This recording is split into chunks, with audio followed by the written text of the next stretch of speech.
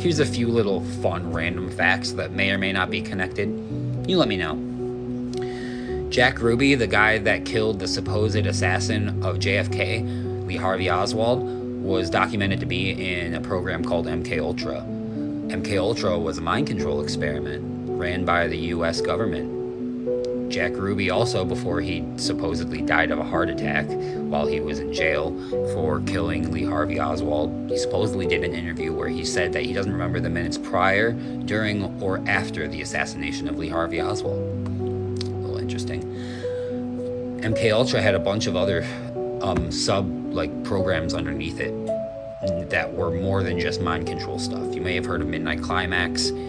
There's also a bunch of other things underneath it, like hundreds of programs, because MK Ultra was really just an umbrella program that had a lot of other things underneath it. But we're not able to even know what most of that was unless they were actually in MK Ultra, because most of the documentation was destroyed once it was found out by the actual government or by Congress and the public. And they estimate less than 10% of the documentation survived. So we have no real way of knowing how far-reaching this was, especially because it was so compartmentalized. We don't even really know who was involved. Some of the experiments that some whistleblowers claim were a part of MK Ultra were things such as poisoning the water supplies and air supplies of certain cities like San Francisco. And if you know when MK Ultra was around, you would understand that that makes too much sense to be a coincidence, in my opinion. And they claim that it never happened. But they also claimed that MK Ultra wasn't real until they couldn't avoid that anymore. So I don't trust that word whatsoever.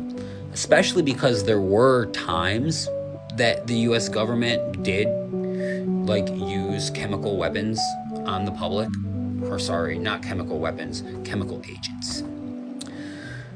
Because of declassified Army and Department of Defense documents that were later revealed, we know that in the 50s and 60s, the Army used aerosols to disperse biological agents in public places, just to see what the effects of them were in case there was a biological attack. It wasn't using harmful chemicals, right? No harmful chemicals. But they were spraying it in places like bus stops and places like airports where there's lots of people coming and going. Interesting. Almost like they're trying to see if it spreads. I don't know. Maybe that's just me. Another fun little fact that may or may not be connected.